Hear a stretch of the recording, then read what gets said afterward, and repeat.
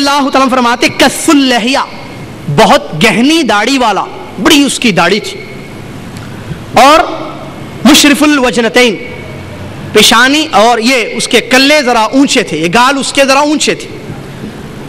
غائر العینین، آنکھیں بڑی بڑی اس کی، اور پیشانی اس کی اونچی، اس شکل کا ایک آدمی آتا ہے، اور یہ قبیلے بنی تمیم کا تھا، قبیلے بنی تمیم کا تھا، جیسے کہ بخاری کی دوسری روایت میں یہ لفظ آیا من بنی تمیم، آتا ہے، آ کے نبی علیہ الصلوۃ والسلام کے سامنے کہتا ہے اتق اللہ یا محمد، اے محمد اللہ سے ڈرو،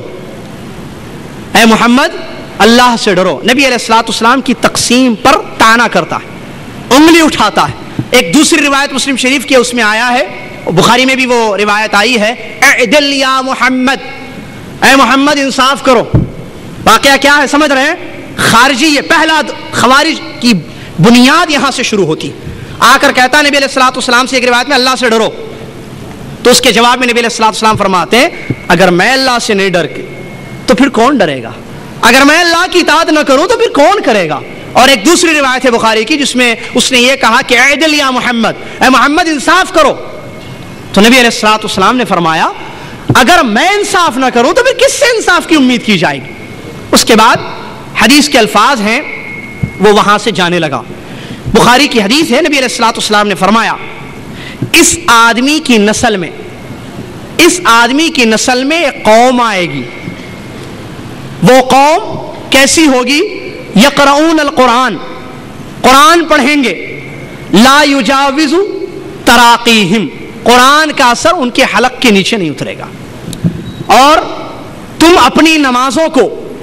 ان کی نمازوں کے سامنے کم سمجھو گے، اور اپنے روزوں کو ان کے روزوں کے سامنے کمتر سمجھو گے، یعنی بڑے عبادت گزار، بڑے قرآن پڑھنے والے، بڑے نمازوں کے پابند، بڑی نمازیں پڑھنے والے، ایسی خشوع و خضوع سے نماز کہ اے صحابہ کو آپ فرماتے کہ تم اپنی نماز کو کم سمجھو گے، ارے ہم سے اچھا تو یہ لوگ ہیں، ہم سے اچھی تو ان کی نمازیں ہیں، ہم سے اچھے تو ان کے روزے، قرآن ہم سے اچھا یہ پڑھتے ہیں۔ لیکن کیا فرمایا نبی علیہ الصلوۃ والسلام نے؟ یمرقون من الدین کما یمرق السهم من الرمی، رویہ او کما قال صلی اللہ علیہ وسلم، یہ دین سے ایسے نکلیں گے، اسلام سے ایسے نکلیں گے جیسے تیر کمان سے نکل جاتا ہے۔ حضرت ایک روایت کے الفاظ ہے، حضرت عمر بن خطاب نے یہ سن کر کہا نبی علیہ الصلوۃ والسلام اجازت دے گردن مار دو اس کی، اس نے آپ کی شان میں گستاخی کی، کہا کہ انصاف کرو اے محمد، اس نے اتنی بڑی جرات کی کہ آپ کی امانت پر انگلی اٹھائی، اس نے آپ کی شان میں گستاخی، اجازت دے گردن مار دو اس کی۔ نبی علیہ الصلوۃ والسلام، بخاری کے الفاظ ہیں، آپ نے فرمایا چھوڑ دو اس کو، کیونکہ میں نہیں چاہتا کہ یہ چیز عام ہو جائے لوگوں میں کہ محمد اپنے ساتھیوں کو مارتے ہیں صلی اللہ علیہ وسلم۔ تو یہ حدیث جس میں یہ واقعہ آیا ہے، یہ پہلا خارجی تھا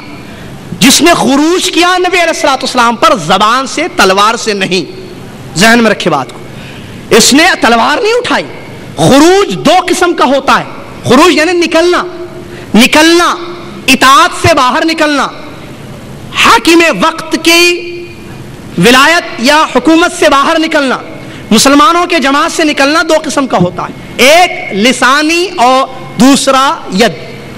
ایک زبان سے نکلنا جیسے یہ نکلا پہلا خارجی، اور دوسرا تلوار سے نکلنا جیسا کہ آگے آ رہا ہے۔ تو نبی علیہ الصلوۃ والسلام نے اس حدیث میں اس پہلے آدمی کے بارے میں بیان کیا کہ یہ اس کے ساتھی، اس کے ساتھ آنے والی نسل ایسی ہوگی جو اسلام سے باہر نکل جائے گی، قرآن بھی پڑھیں گے، نماز بھی پڑھیں گے، روزہ بھی رکھیں گے، لیکن کوئی اثر ان کے سینوں میں نہیں ہوگا اس کا۔ اسی طریقے سے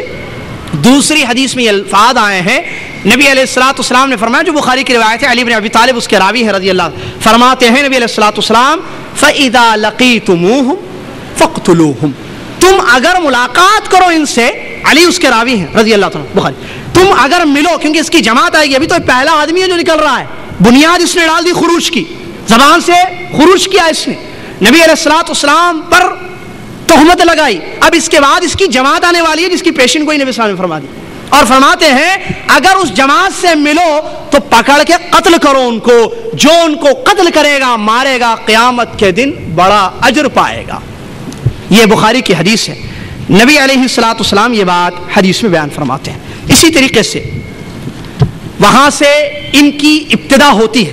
یہ پہلا شخص تھا جو خارجی تھا۔ اس کے بعد حضرت عثمان رضی اللہ تعالیٰ عنہ کے جو قتل کا مشہور واقعہ ہے، وہاں سے ان کی جماعت کا آغاز ہوتا ہے۔ یہ پہلا فتنہ دنیا میں اسلام کے ٹکڑے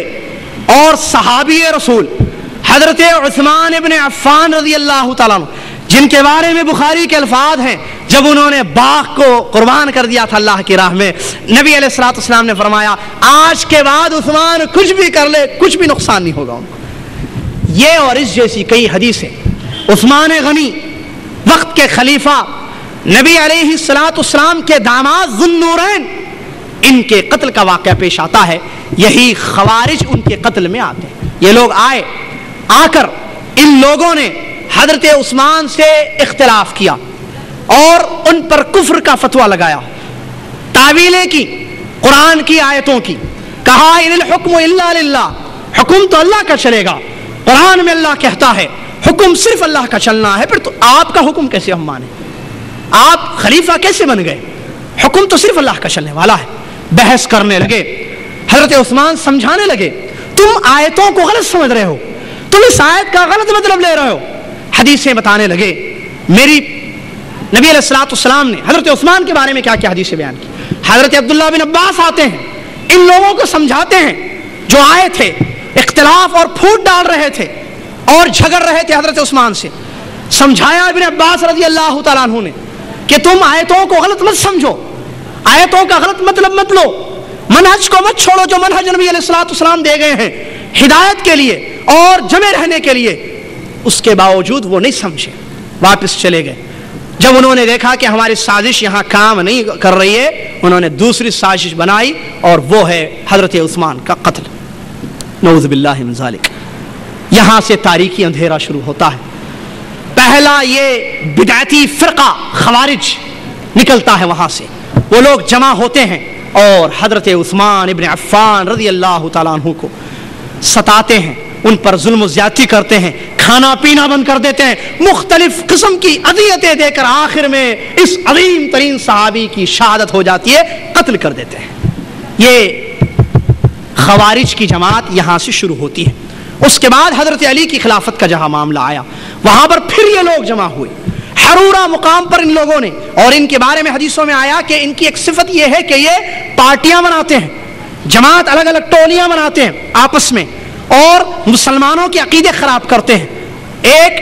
تکفیر کا معاملہ جیسا کہ آگے آ رہی ہے اس کی بات، کہ مسلمانوں کے حاکم، وقت کے جو حاکم ہوتے ہیں مسلمانوں کے، خلیفہ کہیں یا بعد میں خود جو بن جائے حاکم بادشاہ، خود جو بادشاہ بن جائے، ان کے بھی خلاف یہ بغاوت کا اعلان کرتے ہیں، جماعتیں بناتے ہیں۔ حضرت علی رضی اللہ تعالیٰ عنہ کا دور خلافت آتا ہے، یہ لوگ ختم نہیں ہوئے،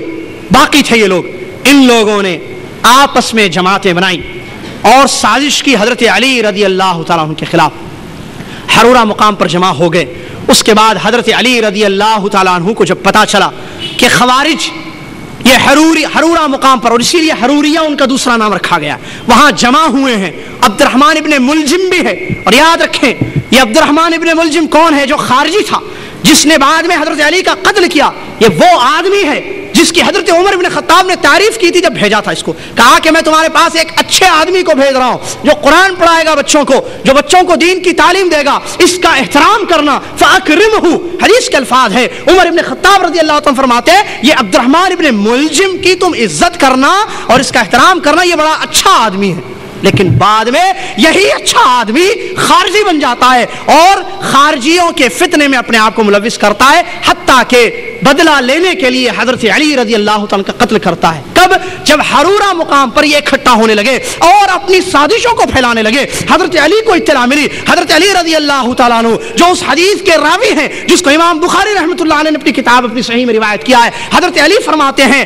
کہ نبی علیہ السلام سے میرے کانوں نے سنا ہے، میں نے نبی علیہ السلام کو یہ فرماتے سنا ہے کہ یہ خوارج ہیں، یہ قرآن پڑھیں گے لیکن قرآن کا اثر ان کے دلوں میں نہیں اترے گا، یہ نمازیں پڑھیں گے لیکن نمازوں سے کوئی فائدہ ان کا نہیں ہوگا، یہ روزے رکھیں گے، ان کے روزے، ان کی نمازیں، ان کی عبادتیں، ان کی قراتیں تم سے زیادہ اچھی ہوں گی، یعنی تم ایسے سمجھو گے کہ یہ ہم سے زیادہ اچھے ہیں، ہم سے زیادہ بڑے عابد اور اللہ سے ڈرنے والے ہیں، لیکن یہ دین سے ایسے نکلیں گے جیسے تیر کمان سے نکلتا ہے، لہٰذا جہاں ملے پکڑ کر قتل کرو۔ یہ حدیث کے راوی حضرت علی